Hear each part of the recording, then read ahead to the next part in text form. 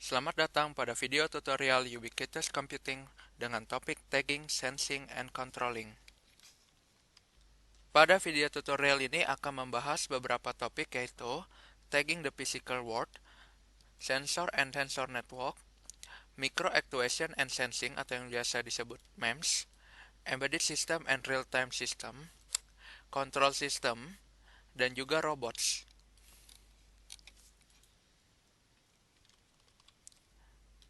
Pada materi ini kita akan membahas tiga topik besar yaitu tagging atau objek fisik yang berisikan informasi, sense atau sensing digunakan untuk merasakan fenomena-fenomena alam, serta kontrol untuk mengatur sebuah pergerakan berdasarkan inputan yang diberikan.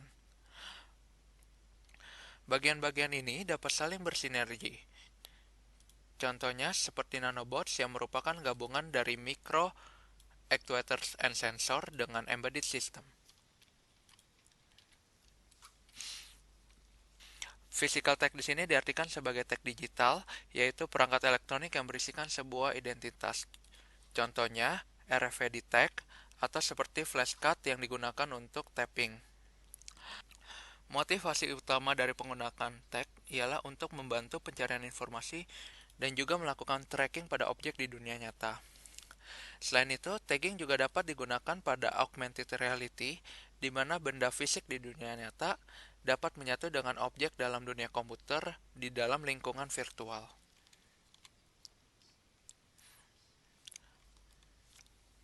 Secara umum, tag fisik mempunyai life cycle sebagai berikut. Pertama, mendapatkan pandangan fisik atau rekaman objek tersebut. Sebagai contoh, ketika kita memindahkan tag ke dekat reader seperti melakukan tapping, ataupun kita menggunakan kamera untuk melihat sebuah objek. Tahap kedua ialah identifikasi objek fisik. Contohnya, mendeteksi ID yang disimpan di dalam tag, ataupun mengidentifikasi objek yang terletak pada sisi kanan sebuah gambar. Ketiga, merelasikan objek, seperti meletakkan objek pada dunia virtual. Contohnya, terlihat objek tersebut di dalam dunia virtual. Keempat, structuring, di mana sebuah objek dapat berinteraksi dengan objek lain. 5. Presentasi, di mana menampilkan objek dalam bentuk lain.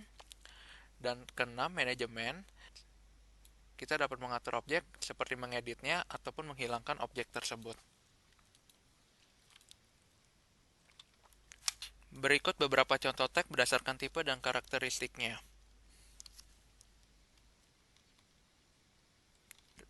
Sebuah RFID tag dapat dipasangkan pada objek untuk mengidentifikasi objek secara wireless. RFID tag tidak seperti barcode, karena RFID tidak membutuhkan penglihatan atau orientasi dalam membaca tag tersebut. Namun, sampai tahun 2009, barcode masih paling sering digunakan untuk barang-barang dengan harga yang murah.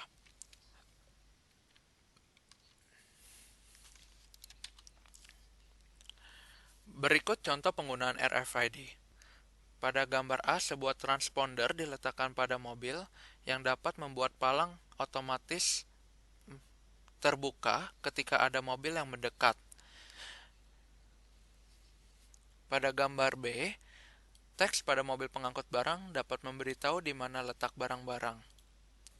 Dan pada gambar C, pemanfaatan teks untuk baju-baju di toko baju untuk memberikan sinyal alarm jika baju-baju tersebut dilepas tanpa izin.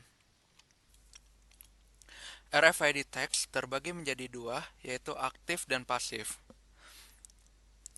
Aktif RFID tag digunakan pada benda-benda dengan nilai yang besar seperti kontainer kargo, kereta barang, kontainer besar yang harus dilacak pada lapangan yang memuat banyak kargo. Terdapat dua jenis active tag, yaitu transponder dan beacons atau menara suar. Transponder akan aktif jika mereka mendapatkan sinyal dari mesin pembaca, sedangkan beacon digunakan pada sistem yang menggunakan lokasi seperti untuk melacak aset.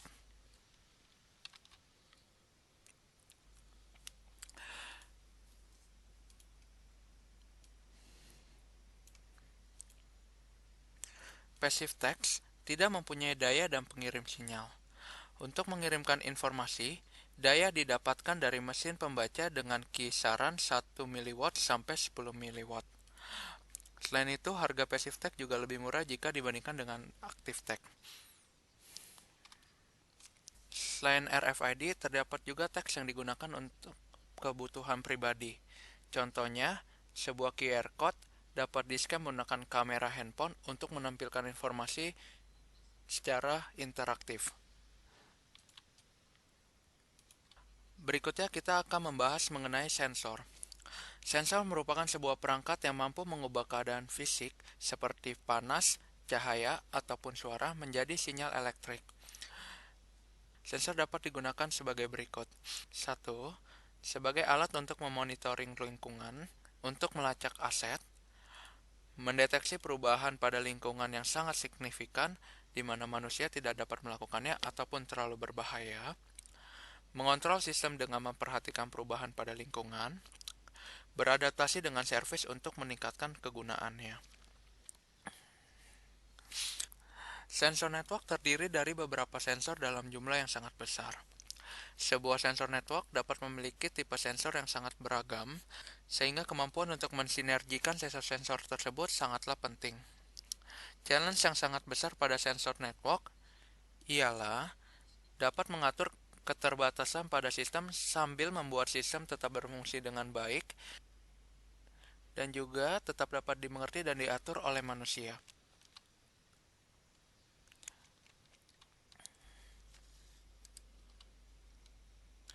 Berikut merupakan contoh sensor yang mampu mendeteksi panas dan kemudian mengirimkan informasi tersebut kepada user.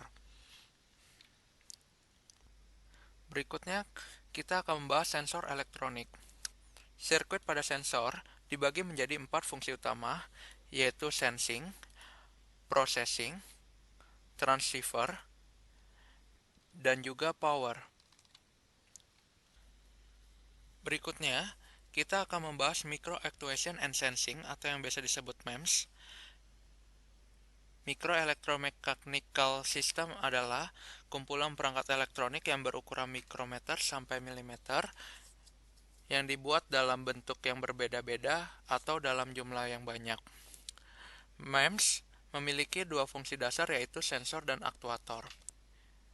Aktuator berfungsi untuk mengubah sinyal menjadi fenomena fisik seperti pergerakan, sedangkan sensor bekerja sebaliknya, dia mengubah fenomena lingkungan seperti temperatur dan tekanan menjadi sinyal elektronik.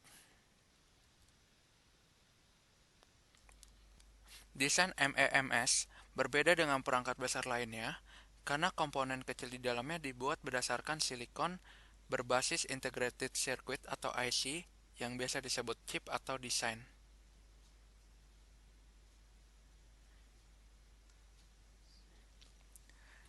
Desain MEMS berbeda dengan perangkat besar lainnya karena komponen kecil di dalamnya dibuat berdasarkan silikon pada integrated circuit atau IC yang biasa disebut chip. Pembuatan MEMS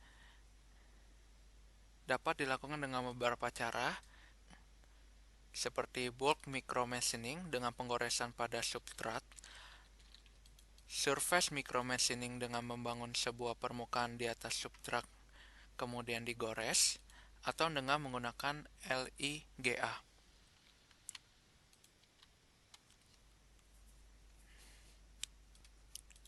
Mekanisme pada microactuation secara konsep mungkin sama dengan makro, tapi kenyataannya mereka berbeda fungsi.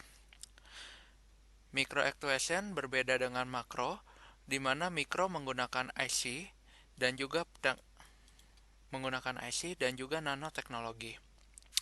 Contoh penggunaan MEMS aktuator antara lain pada kepala inkjet printer digunakan untuk mengontrol tinta yang keluar ke kertas. Pada optical switch digunakan untuk menukar sinyal optikal yang sangat cepat pada jaringan fiber optik. Dan juga dapat digunakan untuk menyimpan data bergigabytes pada IC chip. Berikutnya mikrosensor. Pengecilan ukuran pada sensor dapat membuat harga sensor semakin murah dan juga mudah untuk dibuat. Selain itu, performance yang didapatkan juga masih sangat baik dalam kemampuannya sebagai sensor. Beberapa contoh penggunaan sensor MEMS ialah accelerometer.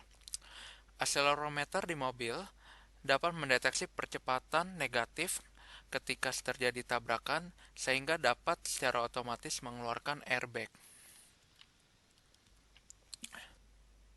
MEMS dapat secara permanen dipasang ke perangkat lain sehingga dapat digunakan untuk membuat sebuah perangkat smart.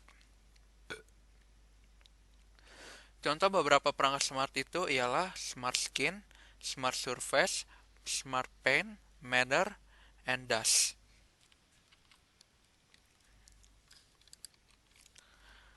Berikutnya kita akan membahas mengenai embedded system.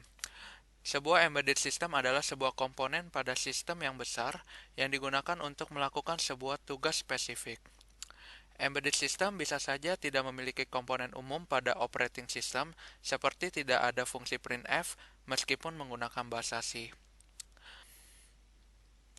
Embedded system juga tidak selalu mudah untuk dibuat, karena software untuk mengontrol embedded tersebut tidak dapat dipisahkan dari hardware-nya.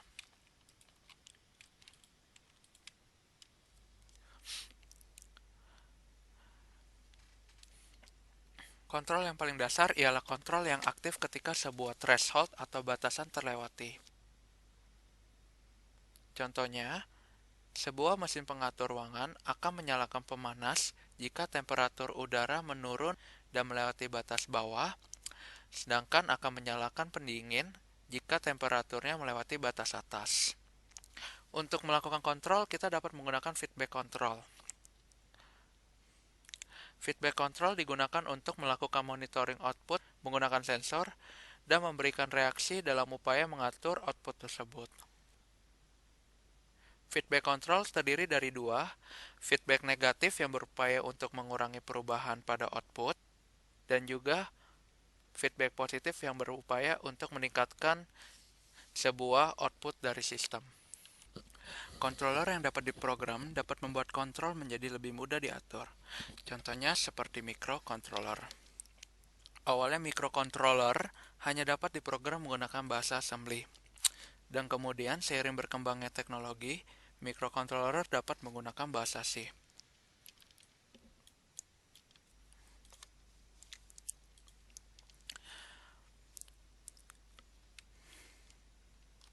Pada controller yang dapat diprogram, terkadang terjadi sebuah keadaan di mana output tidak dapat diatur secara benar akibat terjadinya delay saat menerima input ataupun hal lainnya.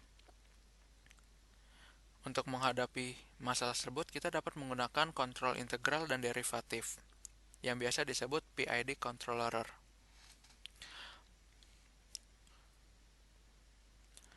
Pada PID controller terdapat tiga tipe kontrol, yaitu proporsional, integral, dan derivatif. Proportional controller bertugas untuk mengalihkan sinyal error dengan sebuah konstanta dan kemudian memasukkannya ke dalam hardware. Integral controller bertugas untuk menangani keadaan sebelumnya, sedangkan derivative controller berfungsi untuk melakukan prediksi keadaan kontrol ke depannya.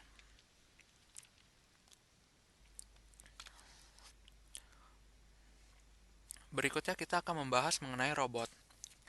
Robot merupakan contoh aplikasi yang mengkomunikasikan kontrol dan sensor. Komponen-komponen di dalam robot antara lain N-effector yang berfungsi untuk menggenggam, locomotion yang merupakan bagian untuk menggerakkan seperti tangan, drive sebagai pemberi daya, controller sebagai pengatur pergerakan berdasarkan inputan dari sensor, dan juga sensor berfungsi untuk menyediakan informasi mengenai keadaan lingkungan seperti posisi robot. Salah satu jenis robot ialah robot manipulator. Robot manipulator terdiri dari beberapa rangkaian badan yang saling terhubung. Rangkaian badan pada robot manipulator ini dapat memiliki 6 gerakan, yaitu atas ke bawah, kiri ke kanan, dan depan ke belakang. Berikutnya terdapat juga robot yang dapat bergerak atau biasa disebut mobile robot. Mobile robot menggunakan berbagai macam locomotion untuk bergerak, misalnya baling-baling ataupun antena, dan juga bisa menggunakan roda ataupun kaki pada lingkungan darat. Jenis robot lainnya ialah robot yang terinspirasi biologi. Pada robot ini, dilakukan kombinasi antara locomotion berbentuk kaki dengan robot manipulator. Pembuatan robot jenis ini memiliki dua fokus, yaitu locomotion yang berbentuk kaki dan juga robot yang dapat berinteraksi dengan manusia seperti hewan peliharaan.